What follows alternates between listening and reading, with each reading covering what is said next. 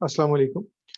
Dear students, environmental chemistry का chapter हम discuss कर रहे हैं और इसमें इससे पहले प्रीवियस लेक्चर्स में जो हमने डिस्कशन की है वो डिस्कशन हमारी रही है about the environmental pollution, atmospheric pollution particularly, जिसमें हमने उस जब एटमॉस्फेरिक पोल्यूशन है उसके आगे इफेक्ट्स में smog formation, acid rain, global warming etcetera, ये सारी चीजें हमने डिस्कस की। नेक्स्ट जो टॉपिक है हमारा दैट इज वाटर पोल्यूशन। अब मीन हम कह सकते हैं hydrospheric pollution, hydrosphere, the total water content in our environment that is known as hydrosphere. तो अब हमने उस हाइड्रोस्फीयर की पोल्यूशन को डिस्कस करना है कि कौन कौन से टॉक्सिक केमिकल्स हैं, वो कैसे प्रोड्यूस होते हैं जो उस वाटर को कंटेमिनेट करते हैं, और फिर उसके इफेक्ट्स क्या क्या होते हैं।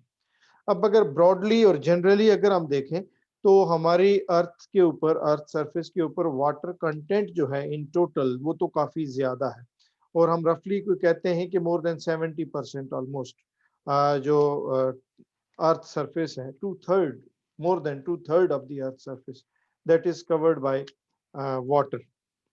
तो water generally speaking that is too much abundant, और वो बहुत ज्यादा अमाउंट में अर्थ सरफेस के ऊपर प्रेजेंट है।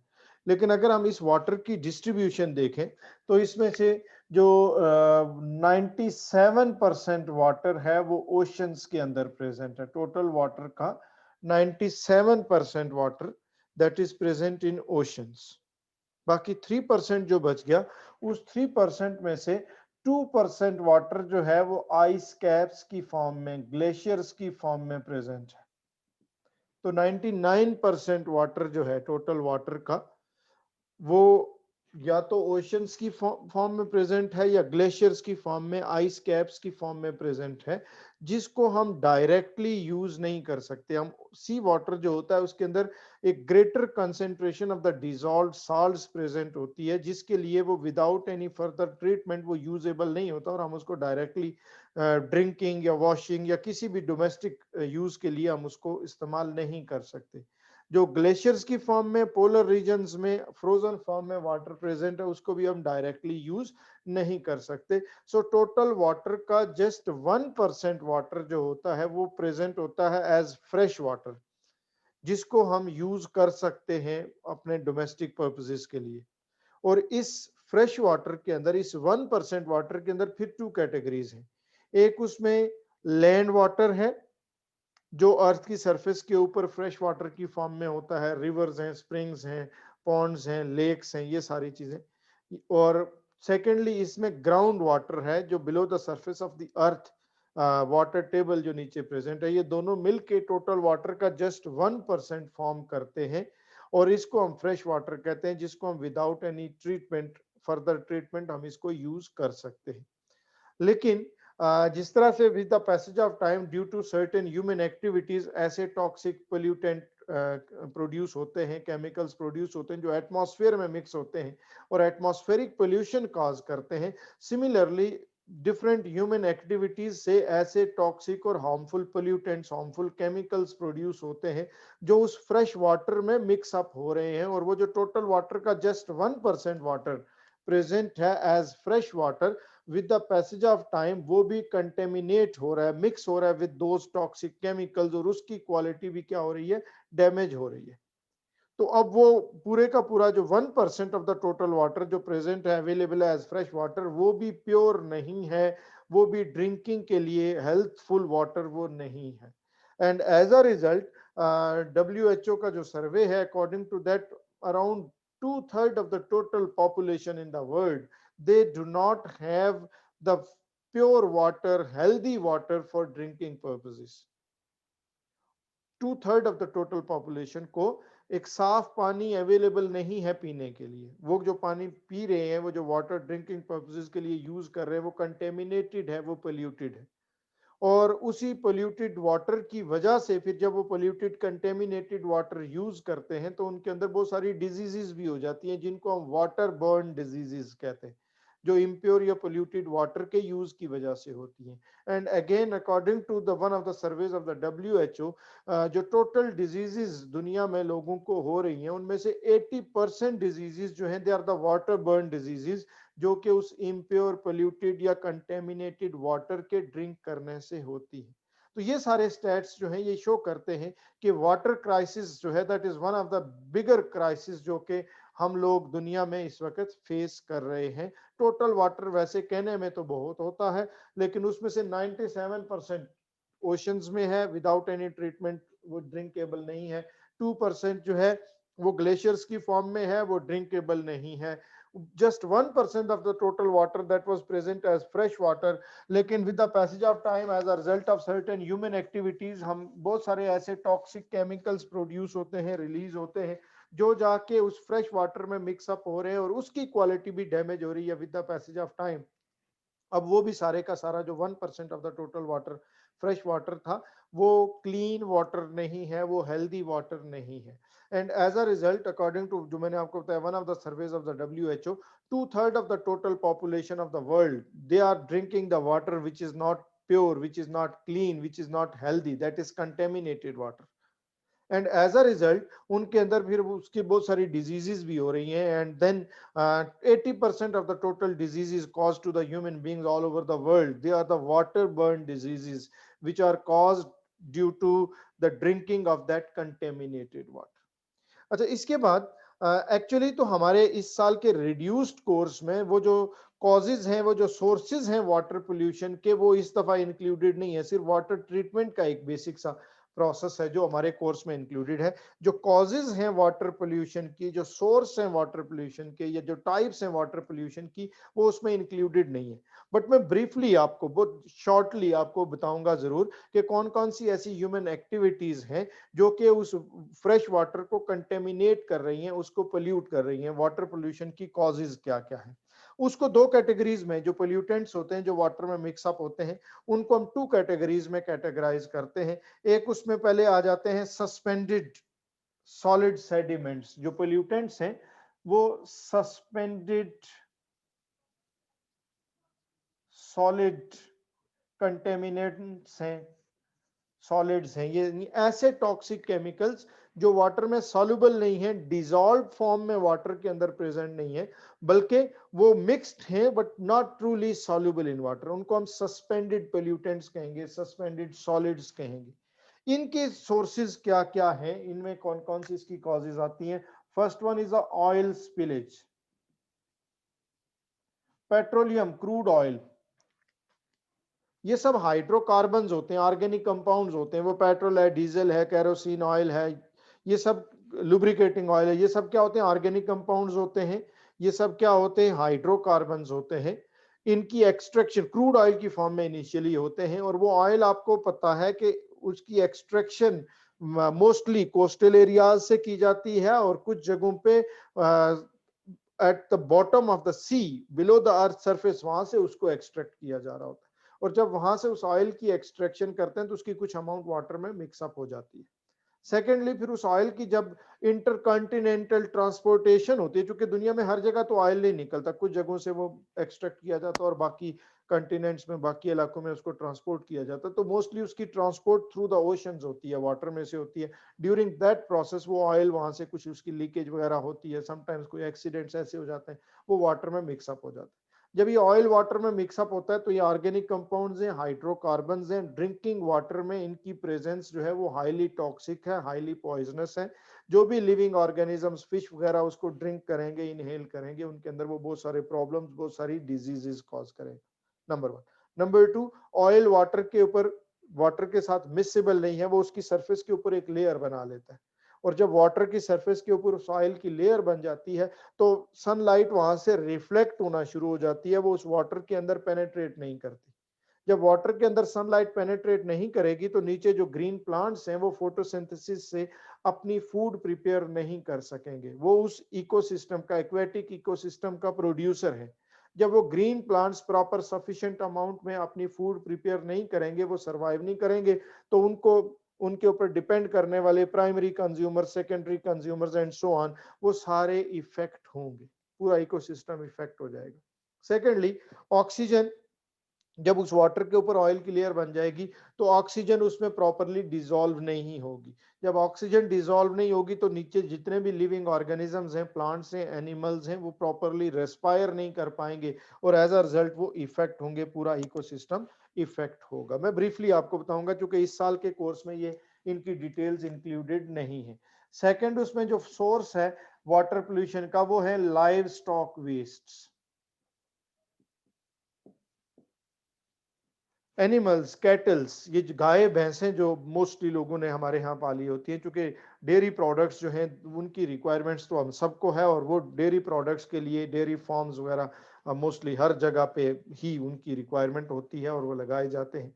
अब इन एनिमल्स के जो वेस्ट्स होते हैं उनको डिस्पोज ऑफ करने का जनरली कोई कॉमन प्रॉपर मेथड नहीं होता और उनको डिस्पोज ऑफ करने के लिए या तो उनको पानी के साथ वॉश आउट कर दिया जाता है और वो ड्रेनेज के थ्रू सिंपल किसी ये नाले में, जो हमारे यहाँ ये नाले होते हैं हर सेक्टर से जा रहे हैं और ये सारे नाले फ्लो करते हुए एक नाला ले ही होता है, सारे जाके उसमें मिक्स हो गए और वो फ्लो करता हुआ अल्टीमेटली कहाँ जाता है, किसी रिवर में जाके फ्रेश वाटर के अंदर मिक्सअप हो जाता है। या अगर वो ऐसे फ्लश आउट ना भी करें वाटर के अंदर तो ज्यादा से ज्यादा वो क्या करते हैं, इन वेस्ट को, वो गोबर वगैरह जो होता है उसको उठा के कहीं बैरन लैंड में दूर खुली जगह पे जाके डंप कर देते हैं। रेनफॉल होती है, वो रेन वाटर में वही वेस्ट मिक्स होते हैं और उसके साथ फ्लो करते हुए अल्टीमेटली जाके वो उसी फ्रेश वाटर में मिक्स अप हो जाते हैं।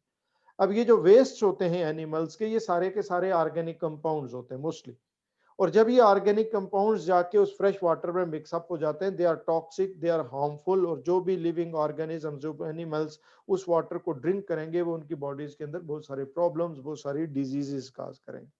सेकेंडली, इन एनिमल वेस्ट में, लाइव स्टॉक वेस्ट के अंदर बहुत सारे जर्म्स, बैक्टीरिया होते हैं, बहुत सारे माइक्रो ऑर्गेनिजम्स होते हैं, पैथोजेनिक बैक्टीरिया।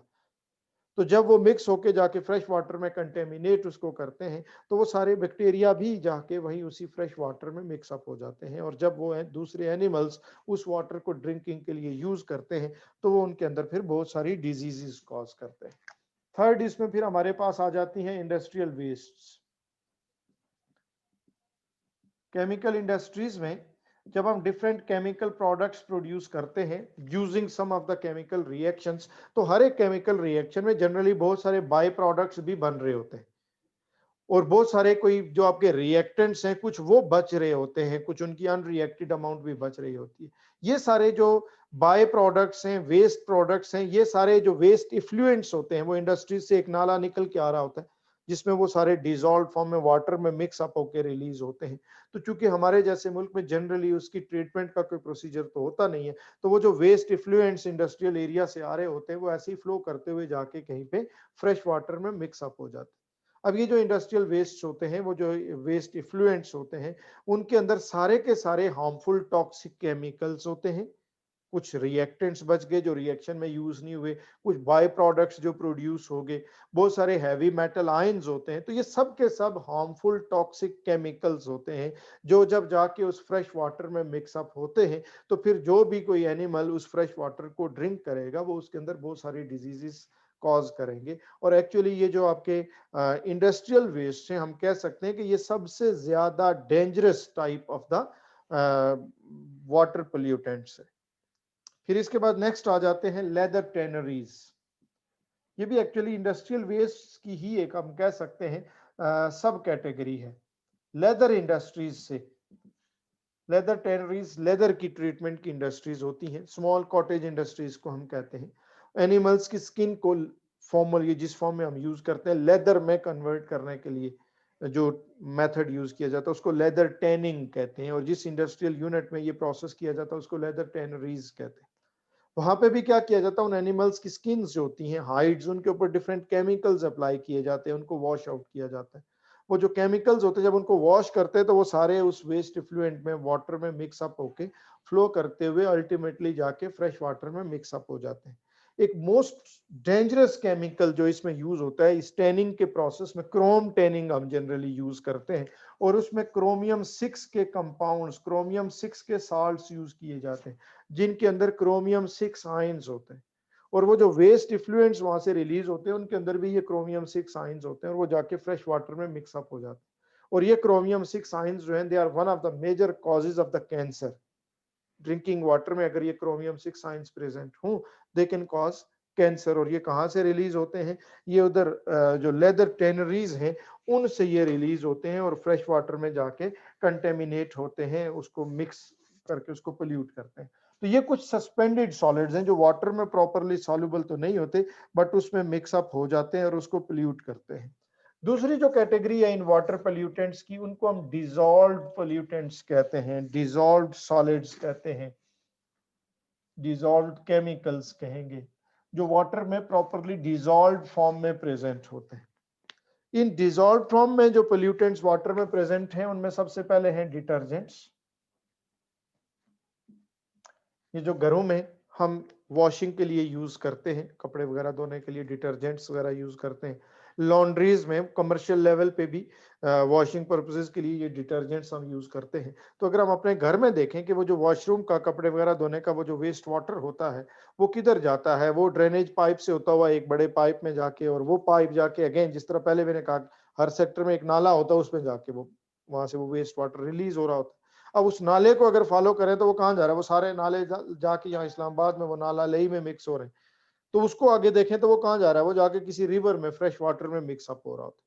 तो ये जो डिटर्जेंट्स होते हैं ये सारे खुद केमिकल्स हैं। बेसिकली क्या होते हैं? ये साल्ट्स होते हैं, ये डिफरेंट मेटल्स के साल्ट्स होते हैं, salts of the fatty acids होते हैं, salts of the sulphonic acids होते हैं।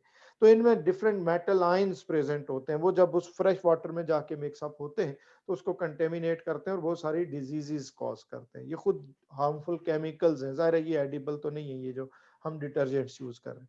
सेकेंडली, उस वाटर में जब ये डिटर्जेंट्स मिक्स्ड होते हैं तो जब वो अर्थ सरफेस के ऊपर से फ्लो कर रहा होता है तो वो बहुत सारे ज्यादा केमिकल्स को, पोल्यूटेंट्स को अपने अंदर डिसॉल्व करके लेके जाता है। सॉइल में जो भी दूसरे केमिकल्स प्रेजेंट है, मिनरल्स प्रेजेंट है, वो उन सबको भी अपने साथ डिसॉल्व करके ले जाता है, कंटेमिनेट हो जाता है। उसके अंदर पोल्यूटेंट्स जो है वो फिर क्या होते हैं?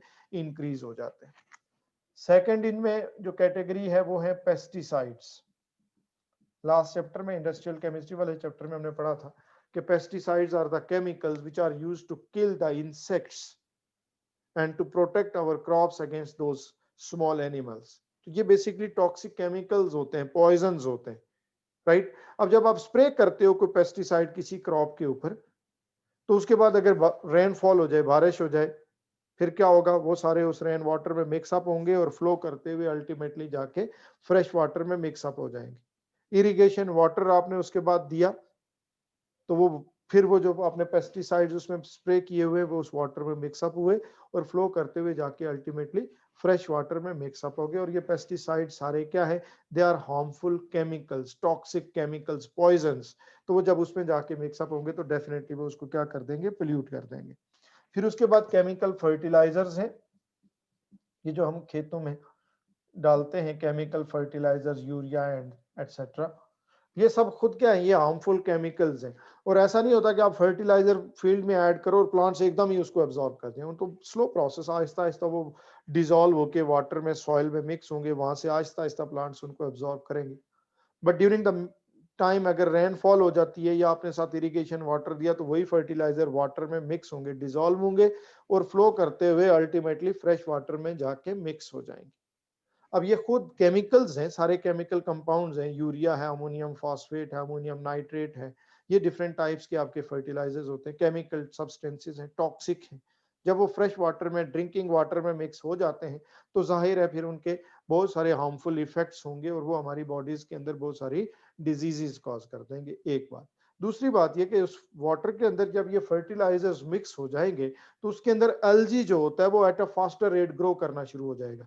वो आपने देखा होगा पॉन्ड के ऊपर जहाँ स्टेगनेंट वाटर होता है वो ग्रीन कलर की एक लेयर जिल्ली सी बन जाती है, एल्गी है वो। तो अगर उसके अंदर ये फर्टिलाइजर्स वाटर में मिक्स होंगे तो उनकी ग्रोथ एक्सेलरेट हो जाएगी एल्गी की। और वो जो अनवांटेड प्लांट्स हैं वो सारे जो हैं वो उसके ऊपर जब एक लेयर बनेगी तो वो सनलाइट को क्या करेगी? ब्लॉक करेगी। अंदर लाइट नहीं जाएगी तो नीचे जो एक्वेटिक प्लांट्स हैं जो नॉर्मल कंडीशंस में वहां ग्रो कर रहे होते हैं उनकी फोटोसिंथेसिस नहीं होगी, वो प्रॉपरली वहां पे ग्रो नहीं करेंगे। वो ग्रीन प्लांट्स वो तो प्रोड्यूसर्स होते हैं, वो हेल्दी ग्रोथ उनकी नहीं होगी। तो फिर सारे जो प्राइमरी कंज्यूमर, सेकेंडरी कंज्यूमर्स, पूरा इकोसिस्टम जो है वो क्या होगा? वो इफेक्ट होगा। सेकेंडली, जब इन एल्गी की एक्सेसिव ग्रोथ होती है उस वाटर बॉडी के अंदर, तो वो उस वाटर के अंदर जो न्यूट्रिएंट्स हैं प्लांट्स के लिए, वो भी तो चूंकि प्लांट्स ही हैं, वो उन न्यूट्रिएंट्स को एब्जॉर्ब कर लेंगे, खा जाएंगे, कंज्यूम कर लेंगे। तो नॉर्मली जो वहां पे दूसरे प्लांट्स ग्रो कर रहे होते हैं नेचुरली, उनको वो सफिशिएंट अमाउंट में वो न्यूट्रिएंट्स नहीं मिलेंगे जो प्रोड्यूसर्स हैं उस इकोसिस्टम के, इसलिए उनकी ग्रोथ भी इफेक्ट होगी। फिर उसके बाद लास्टली इसमें आ जाती है एक, इसमें जो कैटेगरी मेंशन की गई है, थर्मल पोल्यूशन। अब थर्मल पोल्यूशन कैसे होती है कि आप नॉर्मली देखते हो गाड़ी में इंजन जब चलता है तो चूंकि वो हीट अप हो जाता है, साथ एक रेडिएटर लगा होता है जिसमें हम वाटर डालते हैं, जो उस इंजन को क्या करता है, कूल डाउन करता है। एज कूलिंग एजेंट हम वाटर को यूज करते हैं। अब वाटर जब इंजन से हीट एब्जॉर्ब करता है, वो जो रेडिएटर के अंदर वाटर होता है, तो इंजन को कूल डाउन करता है, तो खुद क्या होता है, खुद तो वो गर्म हो जाता है, बहुत दफा वो बॉयल करना शुरू हो जाता है। अब सिमिलरली इंडस्ट्रीज में, जो बड़ी बड़ी इंडस्ट्रीज हैं, वहाँ बहुत बड़े बड़े जनरेटर्स लगे होते हैं, वो इंजन ही होते हैं, फ्यूल बर्न करते हैं, इलेक्ट्रिसिटी प्रोड्यूस करते हैं, खुद गर्म हो जाते हैं, उनको कूल डाउन करने के लिए साथ रेडिएटर्स हैं जिसमें वाटर यूज हो रहा है। ये जो थर्मल पावर स्टेशन हैं, ये जो बिजली प्रोड्यूस कर रहे हैं थर्मल एनर्जी, वो कैसे करते हैं, ऐसे फ्यूल्स बर्न करते हैं। वो जनरेटर्स हैं उनके अंदर, बहुत बड़े बड़े हैवी जनरेटर्स जो फ्यूल्स बर्न करते हैं, उससे इलेक्ट्रिसिटी प्रोड्यूस करते हैं, खुद हीट अप होते हैं, उनको कूल डाउन करने के लिए हम साथ वो यूज लगे होते हैं रेडिएटर जिसमें वाटर यूज करते हैं। वाटर उनसे हीट एनर्जी एब्जॉर्ब करके उन इंजन्स को, उन जनरेटर्स को कूल डाउन करता है, खुद हीट अप हो जाता है। वो हॉट वाटर फिर किधर जाता है, उसको हम रिलीज कर देते हैं, किसी नाले में फेंक देते हैं और उसमें दूसरा कोल्ड वाटर ऐड कर देते हैं। वो जो हॉट वाटर हम रिलीज करते हैं बाहर, वो फ्लो करता हुआ जाके नॉर्मल फ्रेश वाटर में मिक्स होता रहता है कंटिन्यूसली। जब वो हॉट वाटर उस फ्रेश वाटर में मिक्स होगा तो उसका टेम्परेचर इंक्रीज कर जाएगा। नेचुरली उस वाटर बॉडी के अंदर जितने भी एनिमल्स प्लांट्स रह रहे हैं, लिव कर रहे हैं, उनका एक ऑप्टिमम टेम्परेचर है जिसके ऊपर उनकी हेल्दी ग्रोथ हो रही। जब वो हॉट वाटर उस वाटर में मिक्स होगा और उसका टेम्परेचर चेंज होगा तो उनकी ग्रोथ इफेक्ट होगी, एक बात। दूसरी बात ये कि जो गैसेस होती हैं लाइक ऑक्सीजन, वैसे वाटर में डिजॉल्व होती है और सारे प्लांट्स एनिमल्स उसी को रेस्पिरेशन के लिए यूज करते हैं। जब उस वाटर का टेम्परेचर इंक्रीज होगा तो उसके अंदर ऑक्सीजन की सॉल्युबिलिटी कम हो जाएगी, ऑक्सीजन एवेपोरेट होकर रिलीज हो जाएगी उसमें से। तो जितने लिविंग ऑर्गेनिजम्स उसके अंदर हैं उनको सफिशिएंट अमाउंट में ऑक्सीजन नहीं मिलेगी। और थर्डली जो हॉट वाटर होता है वो ज्यादा मिनरल्स को, ज्यादा पोल्यूटेंट्स को डिसॉल्व कर लेता है अपने अंदर जब वो फ्लो करता है थ्रू द अर्थ क्रस्ट, तो इसलिए वो कंटेमिनेटेड हो जाएगा विद मोर टॉक्सिक केमिकल्स। तो इस तरह से भी वाटर पोल्यूशन होती है। तो ये बेसिकली इस ईयर के रिड्यूस्ड कोर्स में ये सारी चीजें तो चूंकि उस तरह इंक्लूडेड नहीं है, इसलिए मैंने को बहुत डिटेल्स में तो नहीं, बट ब्रीफली आपको बताया कि ये डिफरेंट एक्टिविटीज हैं, ह्यूमन एक्टिविटीज हैं, ये डिफरेंट सोर्सेज हैं जो कि क्या करते हैं। अब उस वाटर को, टोटल वाटर का जस्ट 1% वाटर जो कि एज फ्रेश वाटर प्रेजेंट होता है, उसको भी ये क्या करते हैं, पोल्यूट कर देते हैं। अब जब वाटर पोल्यूट हो जाता है तो फिर नेक्स्ट जो एक्चुअली आपके कोर्स में इस साल के लिए टॉपिक एडेड है, इंक्लूडेड है, वो है water treatment, waste water treatment आप उसको लिख सकते हो। कि वो जो कंटेमिनेटेड वाटर होता है उसको कैसे उसकी ट्रीटमेंट की जाए और उसको प्यूरिफाई किया जाए। ये जो वाटर ट्रीटमेंट का यहाँ एक मेथड डिस्कस किया हुआ है, ये एक बड़ा बेसिक सा मेथड है एक्चुअली। ये कोई बहुत डिटेल्ड इतनी ट्रीटमेंट नहीं है कि उसको इतना प्योरीफाई कर लिया जाए कि वो ड्रिंकेबल हो जाए। ये बेसिक लेवल की ट्रीटमेंट है जो उस कंटेमिनेटेड वाटर को एनवायरनमेंट में रिलीज करने से पहले कर लेनी चाहिए। यानी इंडस्ट्रियल वेस्ट, पर्टिकुलरली जो इंडस्ट्रियल एरिया से वाटर आ रहा होता है, उसको, हमारे यहाँ तो ऐसा सिस्टम नहीं है बट डेवलप्ड कंट्रीज में ऐसा होता है, उसको एनवायरनमेंट में रिलीज करने से पहले ये बेसिक जो स्टेप्स हैं ये करके, इतनी ट्रीटमेंट करके, उसको थोड़ा सा प्योरीफाई करके फिर एनवायरनमेंट में रिलीज करना चाहिए। तो वो वाटर ट्रीटमेंट के कुछ बेसिक से स्टेप्स जो है वो यहाँ आपके हमने डिस्कस करने हैं और ये टॉपिक हमारे कोर्स में इंक्लूडेड भी है फॉर दिस ईयर। उसमें जो पहला स्टेप है, पहला प्रोसेस है जो वाटर ट्रीटमेंट में हम यूज करते हैं, उसको हम सेडिमेंटेशन कहते हैं। सेडिमेंटेशन, ये जो सेडिमेंटेशन का प्रोसेस है ये हम यूज करते हैं to remove the insoluble solid suspended particles in a water. जो भी हमारा वाटर सैंपल है जिसको हम प्यूरिफाई कर रहे हैं, उसके अंदर जितने इनसॉल्युबल सस्पेंडेड पार्टिकल्स हैं उनको रिमूव करने के लिए हम जो मेथड यूज करते हैं उसको हम सेडिमेंटेशन कहते हैं। अब इस सेडिमेंटेशन का प्रोसेस कैसे परफॉर्म किया जाता है, इसके लिए वो जो हमारा वाटर है उसको हम एक बहुत बड़े से टैंक में, एक रिजर्वायर में फिल करके for a certain period of time undisturb छोड़ देते हैं। अब जब उसको अनडिस्टर्ब्ड एक क्लोज टैंक के अंदर वाटर को स्टोर करके छोड़ देंगे तो उसमें जितने भी सॉलिड सस्पेंडेड पार्टिकल्स हैं under the effect of gravity वो सारे आहिस्ता आहिस्ता नीचे सेटल डाउन हो जाते हैं, नीचे बैठ जाते हैं। जब वो सारे नीचे सेटल डाउन हो जाते हैं तो ऊपर से फिर उस वाटर को स्लोली एक टैंक से दूसरे टैंक में ट्रांसफर कर लिया जाता है। ऊपर वाला वाटर रिलेटिवली अब क्लियर हो चुका होता है, उसको एक टैंक से दूसरे टैंक में ट्रांसफर कर लेते हैं। वो जो सस्पेंडेड पार्टिकल्स होते हैं वो सारे नीचे सेटल डाउन होते हैं, नीचे बैठे होते हैं, वो वहीं रह जाते हैं in the form of a mud, in the form of a sludge आप कह लो। तो वो उनको वहां से निकाल के फेंक दिया जाता है। ऊपर से क्लियर वाटर दूसरे टैंक में ट्रांसफर हो गया और नीचे जो सस्पेंडेड पार्टिकल्स थे वो नीचे चूंकि सेटल डाउन हो गए in the form of a mud, in the form of a sludge, उनको वहां से रिमूव कर लिया जाता है। दूसरा जो इसमें है रिमूवल वो है ऑयल्स और ग्रीजेस का रिमूवल। ऑयल्स एंड ग्रीजेस, वाटर के अंदर जो ऑयल्स मिक्स हो जाते हैं डिफरेंट इंडस्ट्रीज से, ग्रीजेस वगैरह मिक्स हो जाती हैं जो डिफरेंट इंडस्ट्री से, उनको कैसे रिमूव करना है। ये ऑयल्स और ग्रीजेस जो होते हैं ये ऑर्गेनिक कंपाउंड्स होते हैं, ये वाटर में सॉल्युबल नहीं होते, मिसिबल नहीं होते, और ये लेस डेंस देन वाटर होते हैं, वाटर से हल्के होते हैं। तो जब उस ऊपर से एक टैंक से दूसरे टैंक में ट्रांसफर करके अगेन हम for certain period of time उस वाटर को अनडिस्टर्ब छोड़ देते हैं, तो ये जितने भी ऑयल्स और ग्रीसेस हैं ये सारे उस वाटर के ऊपर आ जाते हैं, ऊपर उनकी एक लेयर बन जाती है। तो जब ऊपर एक लेयर बन जाएगी इन ग्रीसेस की, ऑयल्स की, तो हम इनको ऊपर उसकी सरफेस के ऊपर से ऐसे स्किम ऑफ कर लेते हैं, स्किमिंग। हम उसके लिए टर्म भी ये यूज करते हैं इस मेथड के लिए, स्किमिंग, कि आपने उस वाटर को किसी एक रिजर्वायर में अनडिस्टर्ब छोड़ दिया for a certain period of time. Oils greases जितने भी थे being less dense than water, being insoluble in water, वो उसके ऊपर ऊपर आ गए, ऊपर एक लेयर बन गई, और स्किमर मशीन्स होती हैं उनको यूज करते हुए ऊपर से हम ऐसे उनको रिमूव कर लेंगे। उसके लिए हम स्किमिंग उसको कहते हैं। फिर उसके बाद है सॉफ्ट ऑर्गेनिक्स, और मैं साथ ही इसको मेंशन कर दूं hard Organics. Soft Organics and hard Organics.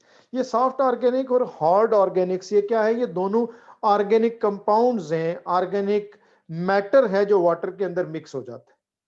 उसको हमने दो क्लासेस में क्लासिफाई किया, सॉफ्ट ऑर्गेनिक्स और हार्ड ऑर्गेनिक्स। सॉफ्ट ऑर्गेनिक्स वो ऑर्गेनिक मैटर है, वो ऑर्गेनिक कंपाउंड्स हैं जिनको वाटर से रिमूव करना रिलेटिवली इजियर है, और जो नॉर्मल कन्वेंशनल मेथड्स हैं वाटर ट्रीटमेंट के, सेडिमेंटेशन है, फिल्ट्रेशन है, इनको यूज करते हुए जिस ऑर्गेनिक मैटर को वाटर से रिमूव किया जा सकता है उसको हम सॉफ्ट ऑर्गेनिक्स कहते हैं।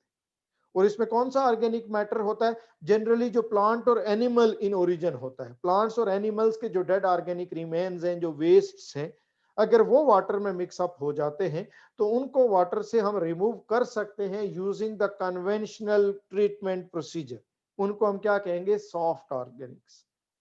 फिर एज जो सिंथेटिक ऑर्गेनिक मटेरियल होता है, जो डाइज के अंदर होता है, जो पेंट्स के अंदर होता है, जो मेडिसिन के अंदर होता है, जो इंडस्ट्रीज से रिलीज होता है, ये जो सिंथेटिक ऑर्गेनिक मैटर होता है, जब वो वाटर के अंदर मिक्सअप हो जाता है तो उसको वो conventional procedure of water treatment को यूज करते हुए हम रिमूव नहीं कर सकते। उसके लिए हमें कुछ स्पेशल मेथड यूज करने पड़ते हैं, डिस्टिलेशन करनी पड़ती है, एब्जॉर्प्शन करनी पड़ती है, इंसिनरेशन, जलाना, बर्न करना, वो यूज करना पड़ता है, लैंड फिल, जमीन के अंदर फिर फाइनली दबा देना। इस तरह के स्पेशल मेथड्स जिनको रिमूव करने के लिए यूज करते हैं उनको हम क्या कहते हैं, हार्ड ऑर्गेनिक्स। और इसमें generally synthetic industrial organic matter जो है वो प्रेजेंट होता है। नेक्स्ट उसमें फिर हमारे पास है एसिड्स एंड अल्कलीज। एसिड्स और अल्कलीज भी जनरली डिफरेंट इंडस्ट्रीज से रिलीज होते हैं और वो इंडस्ट्रियल इफ्लुएंट्स के अंदर प्रेजेंट होते हैं, और वो जब जाके वाटर के अंदर मिक्सअप होते हैं तो जाहिर है उनके भी हार्मफुल इफेक्ट्स हैं, वो वाटर को कंटेमिनेट करते हैं, वाटर पोल्यूशन कॉज करते हैं। अब एसिड्स और बेसिस को रिमूव करने के लिए हमें उनकी न्यूट्रलाइजेशन करनी पड़ती है। एसिड है तो किसी बेस के साथ ट्रीट करेंगे, उसको न्यूट्रलाइज कर देंगे, बेस है तो किसी एसिड के साथ उसको ट्रीट करके उसको न्यूट्रलाइज कर देंगे। बट ये कंट्रोल्ड न्यूट्रलाइजेशन होती है, यानी पहले हम देख लेंगे कि इस वाटर के अंदर एसिड की कितनी कंसेंट्रेशन है, तो कितनी अमाउंट ऑफ बेस उसमें ऐड की जाए उसकी न्यूट्रलाइजेशन के लिए, और कौन सा बेस यूज किया जाए, या अगर उसमें बेस मिक्स्ड एल्कली मिक्स्ड है तो उसकी कंसेंट्रेशन कितनी है और उसको किस एसिड के साथ न्यूट्रलाइज करें, क्योंकि जब एसिड को बेस के साथ या बेस को एसिड के साथ न्यूट्रलाइज करेंगे तो उससे साल्ट्स बनेंगे।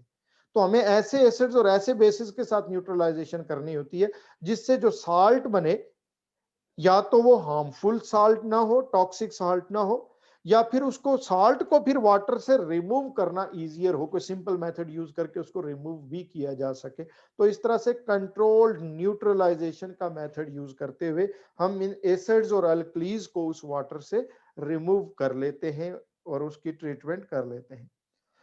सिक्स्थ, उसने एक और पॉइंट आपकी बुक में ऐड किया हुआ है, टॉक्सिक मटेरियल्स। एक्चुअली आप अगर डिटेल्स में इस टॉपिक को पढ़ोगे तो उसमें फिर सारी यही चीजें दोबारा उसने मेंशन की हुई है। इन सब को जिनको हम पहले से रिमूव कर रहे हैं, इसीलिए तो रिमूव कर रहे हैं कि वो टॉक्सिक केमिकल्स हैं, वो टॉक्सिक हैं, तो इन्हीं को दोबारा से उसने इसमें फिर से मेंशन कर दिया। एसिड्स हैं, अल्कलीज हैं, उसमें फिर पेंट्स हैं, डाइज हैं, ऑर्गेनिक मैटर है, हैवी मेटल आयंस हैं, जो डिफरेंट सोर्सेज से वाटर में मिक्सअप हो जाते हैं, तो उनको वाटर से रिमूव किया जाता है। और चूंकि ये पोल्यूटेंट्स बहुत ज्यादा डिफरेंट टाइप्स के होते हैं, उन सब की नेचर डिफरेंट होती है, तो उन सबको ट्रीट करने के, सबको वाटर से रिमूव करने के अपने अपने अलग से स्पेशल मेथड्स भी होते हैं। कोई सेडिमेंटेशन से रिमूव होता है, कोई स्किमिंग से रिमूव होगा, किसी के लिए फिल्ट्रेशन का प्रोसेस यूज किया जाएगा, किसी के लिए हमें प्रेसिपिटेशन करनी पड़ती है, उसको सॉलिड रेजिड्यू में इनसॉल्युबल प्रेसिपिटेट्स में कन्वर्ट करके फिल्टर आउट करना पड़ता है, किसी के लिए एड्सॉर्प्शन करनी पड़ती है, कहीं इंसिनरेशन करनी पड़ती है, उसको दोबारा से बर्न करना पड़ता है, और जो चीजें किसी और तरह ट्रीट नहीं होती तो उनको फिर जाके लैंडफिल्स में, जमीन के अंदर बहुत बड़े से गड्ढे बना के उनके अंदर दबा दिया जाता है। तो इस तरह से डिफरेंट टॉक्सिक केमिकल्स जो होते हैं, डिपेंडिंग अपॉन देयर नेचर, हम उनको रिमूव करने के लिए डिफरेंट मेथड्स फिर यूज करते हैं। तो ये था वाटर पोल्यूशन का एक टॉपिक। ब्रीफली हमने उसके वाटर पोल्यूशन के कुछ सोर्सेज देखे और उसके बाद वाटर की ट्रीटमेंट के कुछ स्टेप्स हमने डिस्कस किए। लास्ट टॉपिक जो इस चैप्टर में है, दैट इज ग्रीन केमिस्ट्री।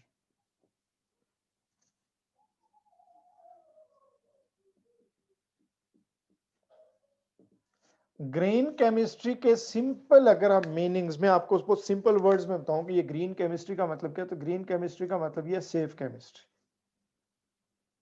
अब इसका क्या मतलब है, सेफ केमिस्ट्री का क्या मतलब है, कि आप देखो कि इनिशियली तो जब इंडस्ट्रियलाइजेशन हो गई और हमने इंडस्ट्रीज में बहुत सारे प्रोडक्ट्स प्रोड्यूस करने शुरू कर दिए, तो वो एक डेफिनेटली एक रेवोल्यूशन था और उसको बड़ा सेलिब्रेट किया गया और बहुत बड़ी सक्सेस उसको कंसीडर किया गया।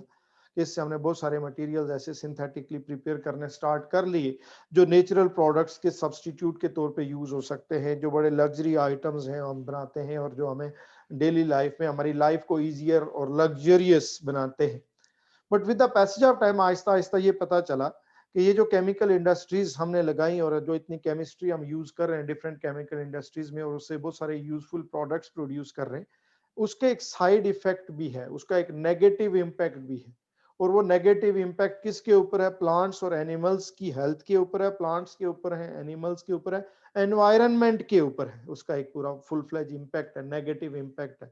एनवायरनमेंटल पोल्यूशन उससे हो रही है और उससे एज अ रिजल्ट जो हमने पढ़ा, स्मॉग हो रहा है, एसिड रेन हो रही है, ग्लोबल वार्मिंग हो रही है, वाटर पोल्यूशन हो रही है, और वो सब किसको इफेक्ट करते हैं, वो प्लांट्स और एनिमल्स को इफेक्ट करते हैं।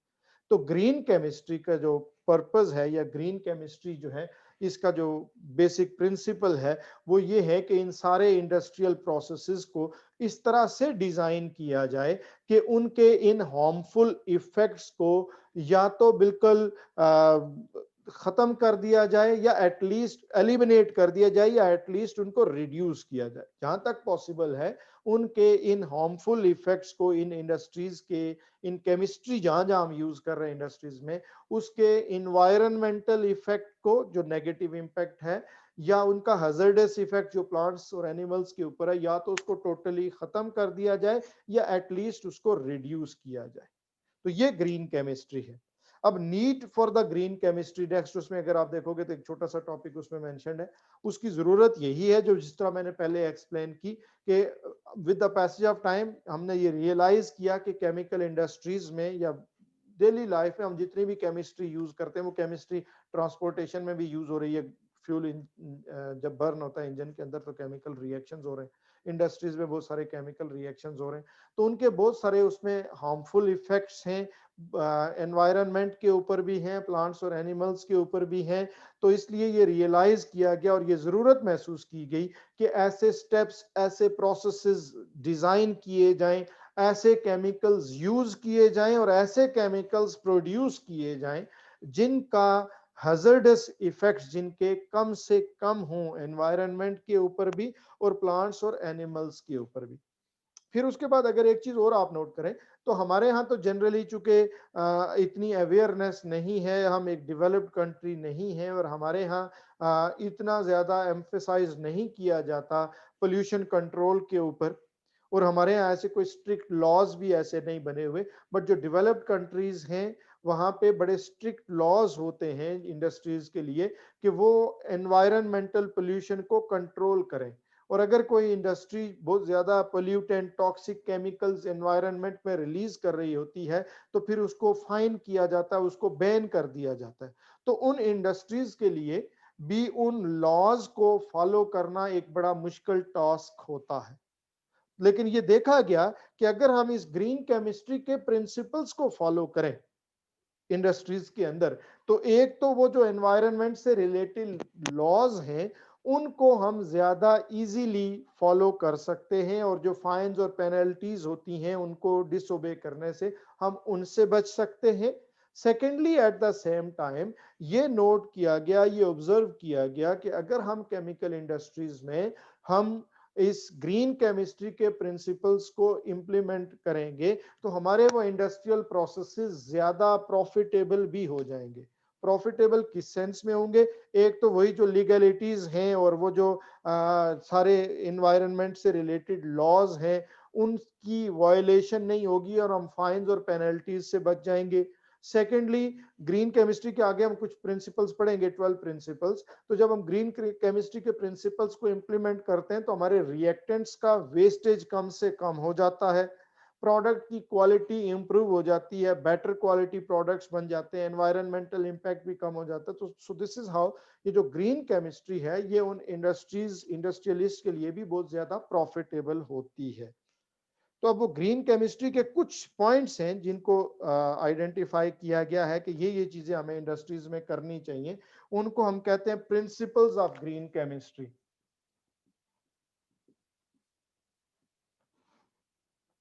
Principles of green chemistry 12 points हैं जिनको हमने इस ग्रीन केमिस्ट्री के प्रिंसिपल्स कहते हैं और उनको हमने इंप्लीमेंट करना होता है केमिकल इंडस्ट्रीज में। आपकी बुक में पॉइंट्स लिखे हुए हैं। फर्स्ट वन उसमें है प्रिवेंट द वेस्ट, यानी बजाय इसके कि आप पहले इन सारी चीजों को कंसीडर ना करो और आप कोई प्रोसेस इंडस्ट्रियल परफॉर्म कर लो और उससे बहुत सारे पोल्यूटेंट्स प्रोड्यूस हो जाए, एनवायरनमेंटल पोल्यूशन हो जाए और उसके बाद आप उसको कंट्रोल करने की कोशिश करो, आपको वेस्ट प्रिवेंशन के ऊपर फोकस करना चाहिए। इंडस्ट्रीज में ऐसे प्रोसेसेस यूज करने चाहिए, ऐसे मेथड्स, प्रिंसिपल्स, ऐसे एक्सपेरिमेंट्स यूज करने चाहिए जिनके अंदर वेस्ट की प्रोडक्शन ही कम से कम हो। इंडस्ट्रियल पोल्यूशन कॉज करके बाद में उसको कंट्रोल करने की बजाय, control measures sort out find out करने की बजाय आपको पहले इंडस्ट्रीज में ही ऐसे प्रोसीजर्स, ऐसे प्रोसेसेस यूज करने चाहिए जिनमें वो वेस्ट कम से कम प्रोड्यूस होते हो। सेकंड है maximise the atom economy. Atom economy का मतलब बेसिकली ये होता है कि आपके रिएक्टेंट्स पूरे के पूरे यूजफुल प्रोडक्ट्स में कन्वर्ट होने चाहिए, रिएक्टेंट्स का वेस्ट मिनिमम होना चाहिए, वेस्टेज ऑफ द रिएक्टेंट्स को कंट्रोल करना है आपने। क्योंकि मोस्टली रिएक्शंस जो इंडस्ट्रीज में भी इवन हम यूज करते हैं वो रिवर्सिबल रिएक्शंस होते हैं और रिवर्सिबल रिएक्शंस में रिएक्शन कंप्लीट नहीं होता और रिएक्टेंट्स कंप्लीटली प्रोडक्ट्स में कन्वर्ट नहीं होते। तो जो बच जाते हैं रिएक्टेंट्स बहुत सारे, वो किधर जाते हैं? वो जो इंडस्ट्रियल वेस्ट इफ्लुएंट्स है उसमें हम रिलीज करते हैं और वो जाके एनवायरमेंटल पोल्यूशन कॉज करते हैं। तो आपको ऐसी कंडीशंस अप्लाई करनी चाहिए, जिसमें आपके रिएक्शंस मैक्सिमम लेवल तक कंप्लीट हों और रिएक्टेंट्स की एक मैक्सिमम परसेंटेज यूजफुल प्रोडक्ट्स में कन्वर्ट हो जाए और उनका वेस्टेज जो है वो कम से कम हो। लेस हैजर्डस केमिकल सिंथेसिस, किसी एक ही प्रोडक्ट को प्रिपेयर करने के लिए हमारे पास 2 3 4 ज्यादा, एक से ज्यादा डिफरेंट मेथड्स अवेलेबल होते हैं, डिफरेंट प्रोसेसेस अवेलेबल होते हैं। एक प्रोडक्ट को प्रिपेयर करने के लिए हमारे पास एक से ज्यादा केमिकल प्रोसेसेस अवेलेबल होते हैं। तो हमें अपनी इंडस्ट्रीज में ऐसे प्रोसेसेस को यूज करना चाहिए जो लेस हैजर्डस हो।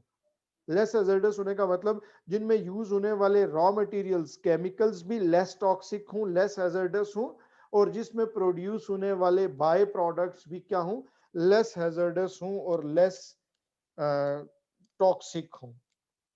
सेफर केमिकल्स एंड प्रोडक्ट्स, ये फिर उसी से रिलेटेड चीज आ गई कि देखो हम फॉर एग्जांपल एस्टर प्रिपेयर कर रहे हैं, तो एस्टर को प्रिपेयर करने के लिए हम कार्बोक्सिलिक एसिड को भी अल्कोहल के साथ रिएक्ट करें तो एस्टर प्रोड्यूस हो जाएगा। हम एसिड एलाइड्स को भी अगर रिएक्ट करें विद अल्कोहल्स तो एस्टर बन जाता है। तो हम different chemicals, different reactants use कर सकते हैं for the preparation of the same product. तो हमें फिर ऐसे केमिकल्स, ऐसे रिएक्टेंट्स को सिलेक्ट करना चाहिए और यूज करना चाहिए जो लेस टॉक्सिक हो, जिनके हैजर्डस इफेक्ट्स क्या हो, कम हो, जो रिलेटिवली सेफर हो। नेक्स्ट इसके बाद आ जाता है safer solvents and reaction conditions. अच्छा, हमने किसी नॉन पोलर सॉल्यूट को डिसॉल्व करने के लिए नॉन पोलर सॉल्वेंट यूज करना है और पोलर सॉल्वेंट सॉल्यूट को डिसॉल्व करने के लिए पोलर सॉल्वेंट यूज करना है। तो नॉन पोलर सॉल्वेंट कोई एक तो नहीं होता, बहुत सारे होते हैं। उनमें से कुछ टॉक्सिक होंगे, कुछ टॉक्सिक नहीं होंगे, सेफ होंगे। सिमिलरली पोलर सॉल्वेंट्स बहुत सारे हो सकते हैं, उनमें से कुछ टॉक्सिक होंगे, कुछ नहीं होंगे। तो हमें ऐसे सॉल्वेंट्स सेलेक्ट करने चाहिए जो लेस टॉक्सिक हों या जो टॉक्सिक ना हों, जो सेफर हों। सिमिलरली रिएक्शन को परफॉर्म करने के लिए different set of conditions use की जा सकती हैं। तो हमें ऐसे सेट ऑफ कंडीशंस यूज करनी चाहिए to perform a chemical reaction जो लेस हैजर्डस हो, लेस टॉक्सिक हो। इंक्रीज द एनर्जी एफिशिएंसी, ऐसे मेथड्स, ऐसे प्रोसेसेस, ऐसी कंडीशंस यूज करनी चाहिए जिनमें एनर्जी कंजम्पशन कम से कम हो। क्योंकि एनर्जी आपको ज्यादा अगर कंज्यूम करनी है उसके लिए आपको फ्यूल्स बर्न करने पड़ेंगे, और जितने ज्यादा फ्यूल्स बर्न करोगे एनवायरमेंटल पोल्यूशन उतनी ज्यादा होगी। तो आपको ऐसे मेथड्स, ऐसे प्रोसीजर्स यूज करने चाहिए, ऐसी कंडीशंस यूज करनी चाहिए जिनमें एनर्जी कंजम्पशन कम से कम हो और आपको फ्यूल्स कम से कम बर्न करने पड़े। यूज रिन्यूएबल फीड स्टॉक्स, ऐसे प्रोसीजर्स यूज करें, ऐसे एक्सपेरिमेंटल प्रोसेसेस यूज करें जिनके अंदर ऐसे रॉ मटेरियल्स यूज हों जो रिन्यूएबल हों, जो रिप्रोड्यूस भी होते हो। रिप्रोड्यूस कैसे हों? लाइक वो एग्रीकल्चरल रॉ मटेरियल्स हो सकते हैं जिनको हम दोबारा ग्रो कर लें, एनिमल से वो प्रोड्यूस हो रहे हों, दोबारा प्रोड्यूस हो जाएंगे, या फिर ऐसे केमिकल्स, ऐसे रिएक्टेंट्स जो किसी दूसरी इंडस्ट्री में प्रोड्यूस हो रहे हैं एज अ बाय प्रोडक्ट, तो आप वहां से उनको लेके आओ और यहाँ लाके एज रिएक्टेंट यूज कर लो। तो उस दूसरी इंडस्ट्री का जो वेस्ट है वो भी आपका किसी एक यूजफुल काम में आपका जो है वो उसको उसकी यूटिलाइजेशन हो जाएगी, वो वेस्ट भी कंट्रोल होगा और इधर आपको कंटिन्यूसली वो रिएक्टेंट्स मिलते भी जाएंगे, रॉ मटेरियल्स मिलते भी जाएंगे। तो जो रिप्रोड्यूसेबल रिएक्टेंट्स हैं, सब्सटेंसेस हैं, रॉ मटेरियल्स हैं, उनके यूज को आप प्रेफर करें, बजाय इसके कि जिसकी एक सर्टेन अमाउंट नेचुरली नेचर में प्रेजेंट है आप उसी को यूज करते जाओगे, रिप्रोड्यूस तो वो हो नहीं रहा, तो after a certain period of time वो खत्म हो जाएगा, फिर उसके बाद आप उसको यूज नहीं कर पाओगे। फिर नेक्स्ट है अवॉइड केमिकल डेरिवेटिव्स। देखो हम अगर, मैंने जो पहले भी एग्जांपल दी थी, अगर हम कार्बोक्सिलिक एसिड को अल्कोहल के साथ रिएक्ट करके एस्टर प्रिपेयर करते हैं तो बाय प्रोडक्ट वाटर बनता है, और अगर हम उस कार्बोक्सिलिक एसिड का डेरिवेटिव एसिड एलाइड को अल्कोहल के साथ रिएक्ट करके एस्टर प्रिपेयर करें तो बाय प्रोडक्ट HCl बनता है। अब वाटर तो टॉक्सिक नहीं है, वो एज बाय प्रोडक्ट बनेगा तो बनता रहे, उसका नेचर में कोई हार्मफुल इफेक्ट नहीं है। लेकिन अगर हम कार्बोक्सिलिक एसिड की जगह उसका डेरिवेटिव यूज करेंगे एसिड हेलाइड, तो जब एस्टर तो बनेगा लेकिन साथ HCl गैस बनेगी, वो अगर एनवायरनमेंट में रिलीज होगी तो वो तो एक टॉक्सिक गैस है। तो इसलिए हमें एसिड एलाइड्स की तरह के डेरिवेटिव्स को यूज करने की बजाय ओरिजिनल ऐसे रिएक्टेंट्स यूज करने चाहिए जैसे कि कार्बोक्सिलिक एसिड्स, जिनसे लेस टॉक्सिक बाय प्रोडक्ट्स बने और उनका हैजर्डस इफेक्ट जो है वो कम से कम हो। Use catalysts. देखो, रेट ऑफ रिएक्शन को इंक्रीज करने के लिए क्या करते हैं हम जनरली, रिएक्टेंट्स की कंसेंट्रेशन इंक्रीज करेंगे तो रेट ऑफ रिएक्शन इंक्रीज हो जाएगा। लेकिन रिएक्टेंट्स की ज्यादा कंसेंट्रेशन यूज करोगे तो एक certain amount of the reactant unreacted बच जाएगी। वो जो बच जाएगी वो किधर जाएगी, वो आपके वेस्ट इफ्लुएंट्स में एनवायरनमेंट में रिलीज होगी और एनवायरनमेंटल पोल्यूशन कॉज करेगी। इसकी बजाय अगर आप रिएक्शन के रेट को इंक्रीज करने के लिए कैटलिस्ट यूज करोगे तो फिर वो बाय प्रोडक्ट्स, वो वेस्ट प्रोडक्ट्स नहीं बनेंगे। Design chemicals and products to degrade after use. ऐसे रिएक्टेंट्स, ऐसे प्रोडक्ट्स का यूज, ऐसे केमिकल्स के यूज को आप प्रेफर करें जो डिग्रेडेबल हो, एनवायरनमेंट में कहीं रिलीज भी हुए, बाहर आपने फेंके भी तो वो डीकंपोज हो जाए और खत्म हो जाए, बजाय इसके कि अगर आप नॉन डिग्रेडेबल टाइप के, जिस तरह प्लास्टिक टाइप के मटेरियल्स होते हैं, उनको आप यूज करोगे तो वो एनवायरनमेंट में पड़े रहेंगे, वो वहां से डीकंपोज नहीं होंगे और वो एनवायरनमेंटल पोल्यूशन कॉज करेंगे। Analyse in real time to prevent the pollution. जो मैंने पहले भी कहा था कि एक दफा आप बगैर सोचे समझे इंडस्ट्रियल प्रोसेसेस यूज कर लो, एनवायरनमेंटल पोल्यूशन हो जाए और फिर उसको कंट्रोल करने के बारे में सोचो। इससे बेहतर है कि आप इंडस्ट्रीज के अंदर ही कंट्रोल मेजर्स यूज करो और ऐसी सारी आप अपनी कंडीशंस यूज करो जिससे उन पोल्यूटेंट्स को प्रोड्यूस होने से पहले ही आप रोक लो और उनको कम से कम प्रोड्यूस उनको आप करो। Minimise the potential for accidents. Again, ऐसे केमिकल्स का यूज आप प्रिवेंट करो, ऐसे प्रोडक्ट्स की प्रोडक्शन आप कम से कम रखो जिसमें potential of the explosion, accident ज्यादा हो, जो टॉक्सिक हों, जो पॉइजनस हों, जो एक्सप्लोसिव हों। ऐसे केमिकल्स के यूज को आप कम से कम करो और जो रिलेटिवली सेफर केमिकल्स हैं उनको यूज करो, जो रिलेटिवली सेफर प्रोडक्ट्स हैं उनको आप प्रोड्यूस भी करो। So these are the 12 principles of the green chemistry, जिनको यूज करते हुए, जिनको फॉलो करते हुए हम एनवायरनमेंट के ऊपर, प्लांट्स और एनिमल्स की हेल्थ के ऊपर जो केमिस्ट्री के हैजर्डस इफेक्ट्स हैं उनको मिनिमाइज कर सकते हैं। अल्लाह हाफिज।